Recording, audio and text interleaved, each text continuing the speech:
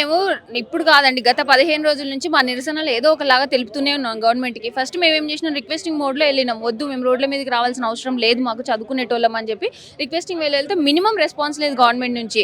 అది చూసి మా తోటి విద్యార్థి మా తోటి ఫెలో యాస్పిరెంట్ ఆయన నిరాహార దీక్షకి దిగినాడు.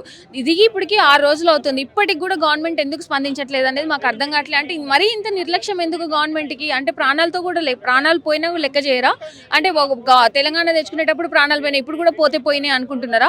ఆ ప్రాణాలు పోతే వచ్చిన తెలంగాణలోనే ఇవాళ మీరు రూలింగ్‌లో ఉన్నారు. అయినా ఈరోజు మీకు ఎందుకు పట్టట్లేదు గవర్నమెంట్‌కి? కనీసం ఆలోచించాలి కదా! ఇంతమంది సఫర్ అవుతున్నారు. ఇంతమంది కోసం ఒక వ్యక్తి నిరాహార దీక్ష కూర్చున్నాడు అని అంటే ఆ ఇష్యూ సీరియస్‌నెస్ ఏంటో అర్థం చేసుకోవాలి కదా! ఇంతకుముందు ప్రతిపక్షంలో ఉన్నప్పుడు ప్రతి చిన్న దానికి మీరు రెస్పాండ్ అయిన మనుషులు ఇవాళ ఒక్కడంటే ఒక్కడు ఎందుకు రెస్పాండ్ కావట్లే? పట్టట్లేదు. ఎందుకు పట్టట్లేదు? అసలు నిరుద్యోగులు అంటేనే ఎందుకు పట్టట్లేదు మీకు అనేది అర్థం కావట్లేదు. నిన్న కేటీఆర్ గారు ప్రెస్ మీట్ పెట్టిన తర్వాత ఇవాళ అద్దంకి దయాకర్ గారు మీడియా ముందుకు వచ్చి ఇవాళ జాబ్ క్యాలెండర్ అది ఇది అని మాట్లాడుతున్నాడే. మరి ఇన్ని రోజులు ఎక్కడ పోయిండండి అద్దంకి దయాకర్? ఇన్ని రోజులు ఏ రోజైనా వచ్చి మా జాబ్ క్యాలెండర్ నిరుద్యోగుల నుంచి మాట్లాడిండా? ఏ ఒక్క మీట్లో అయినా మాట్లాడిండా? ఇవాళ అంటే ఒక లీడర్ వస్తేనో ఒక ఎవరో మాట్లాడితే తప్ప మీరు మాట్లాడరా? అంటే మేము మా మాటలు మీకు అర్థం కావట్లేదా? మా భాష మీకు అర్థం కావట్లేదా? ఇది ఎంతవరకు కరెక్ట్? ఇప్పుడు ఈరోజు అద్దంకి దయాకర్ వచ్చి ఏమంటాడు? జాబ్ క్యాలెండర్ నెక్స్ట్ ఇయర్ మేము ఇస్తాం, తయారు చేస్తున్నాం అంటాడు. మరి మొన్న మీ సీఎం రేవంత్ ఏం చెప్పిండు? ఇచ్చినామంటాడు. మీ శ్రీధర్ బాబు ఏం చెప్పిండు? త్వరలో ఇస్తామంటాడు. మీరేమో నెక్స్ట్ ఇయర్ ఇస్తామంటారు. అంటే మీరు జాబ్ క్యాలెండర్లో మీకే క్లారిటీ లేదు ఎప్పుడు ఇస్తారనేది. దాన్ని నమ్ముకొని ఇలా మీరు మాకు పోస్టులు పెంచకపోతే మా పరిస్థితి ఏంది? మీకోసం పనిచేసిన నిరుద్యోగుల పరిస్థితి ఏంది? ఎంతవరకు కరెక్ట్ మీరు ఇట్లా చేయడం? ఇప్పుడు మీరు పెంచుతాను హామీ ఇచ్చింది మీరే. మేము అడగక ముందే ఇచ్చిన హామీ ఇది మీరు. అయినా సరే మిమ్మల్ని నమ్ముకొని మా ఊర్లలో ఉన్న ప్రతి ఒక్కరు పనిచేసారు మీకోసం. వాళ్ళకి న్యాయం చేయాలని లేదా? మేము ఇదే నోటిఫికేషన్ అయితే మేము లాస్ట్ ఇయర్ రాసుకుంటుండే అండి. అప్పుడు డేట్స్ ఒకదాని వెనక ఒకటి ఇచ్చినారు. ఈ రోజు మీరు అదే ఇచ్చారు. ఆ రోజు రిపీట్ చేసిందే ఈ రోజు రిపీట్ చేసిరు. మార్పు రావాలన్నారు. ఏం మార్పు వచ్చింది? ఇదేనా మార్పు? ఉన్నది ఉన్నట్టు చేస్తుంటే మీరు ఎందుకు మాకు అవసరం లేదు మీరు ఇట్లా చేసేదైతే. ఏదైనా ఛాన్స్ ఉంటే మిమ్మల్ని దింపేయడానికైనా రెడీ ఉన్నాం మేము ఈరోజు. ఎందుకు అని అంటే ఎన్ని రోజులు అండి? 15 రోజుల నుంచి ఇంకెంత ఓపిక ఉంటుంది నిరుద్యోగులకు చెప్పండి. అన్ని రకాలైన ప్రాబ్లమ్స్ ఫేస్ చేస్తూనే ఉన్నాం. ఎవరికి వాళ్ళు మీరైతే సంతోషంగా సుఖంగా మీ పదవులు మీరు ఎంజాయ్ చేస్తున్నారే, మీ ఉద్యోగాలు మీకు వచ్చినాయి, కానీ మాకు మాత్రం ఉద్యోగాలు వద్దా? అంతెందుకు మన జీవన్ రెడ్డి అలిగితేనే అంత రచ్చ చేసిరు. మినిస్టర్ల సైతం మా డిప్యూటీ సీఎం సైతం పోయి మాట్లాడిండు. మా దగ్గరికి ఎందుకు ఎవరు వచ్చి మాట్లాడట్లే? ఎందుకు మాట్లాడారని అడుగుతున్నా. మీకు కనిపిస్తుంది కదా, మీకు సరే మాకేదో రిప్రజెంటేటివ్స్ని పెట్టిరు. వాళ్ళు ఇచ్చిన ఇన్ఫర్మేషన్ మీరు కరెక్ట్గా రిసీవ్ చేసుకుంటున్నారు. అదే కరెక్ట్ అనుకుంటే మరి మేమందరం ఈరోజు రోడ్ల మీదకి ఎందుకు వచ్చినాం? అర్థం కావట్లేదా మీకు తేడా? మీకు ఎందుకు ఇంత పట్టనట్టు వ్యవహరిస్తారు అనేది అర్థం కావట్లేదు. ఇది మంచి పద్ధతి కాదు. మేము దీన్ని ఖండిస్తాం. ఎంత దూరమైనా మేము తీసుకెళ్తాం.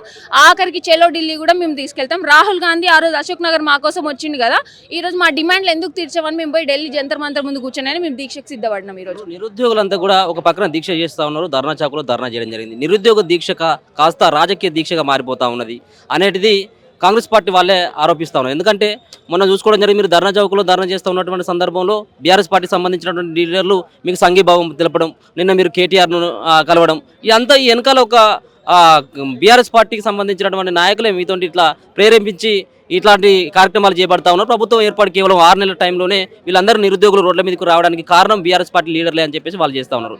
ఇది నిజమే అంటారా? ఏ రకంగా నిజమవుతుంది? ఒకవేళ ఇదే నిజం అంటే ప్రతిపక్షంలో ఉన్నప్పుడు కాంగ్రెస్ చేసింది ఏంది?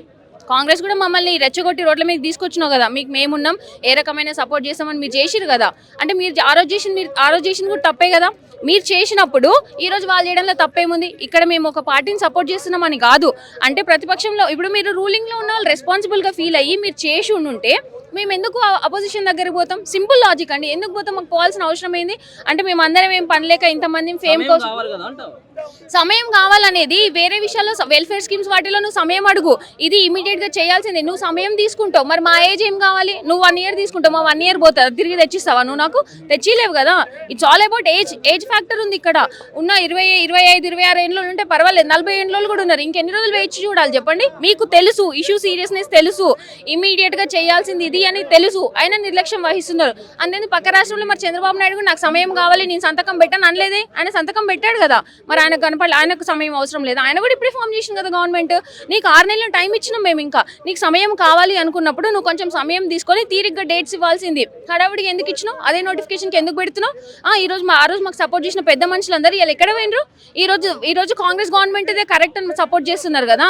మరి ఆ రోజు మమ్మల్ని మీరు చెయ్యండి, మీ ఇష్యూ నేషన్ వైడ్ కావాలి, నేషన్ వైడ్ అయితే మీరు ఒక స్ఫూర్తిని నింపిన వాళ్ళు అవుతారు దేశం అంతటా అని మమ్మల్ని ఆ రోజు ఇది చేసిండ్రు.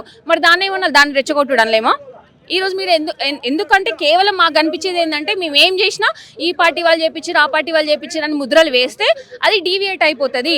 మీరు పొలిటిసైజ్ చేయాలని చూస్తున్నారు ఇష్యూని, మేము కాదు, మేమే కేవలం మా డిమాండ్స్ సాధించుకోవాలని మాత్రమే చూస్తున్నాం. మీరు పొలిటిసైజ్ చేస్తూ పోతే మేము కూడా పొలిటికలైజ్ అయిపోయినాం అనంటే మీ పదవికే ప్రమాదం నేను చెప్తున్నా.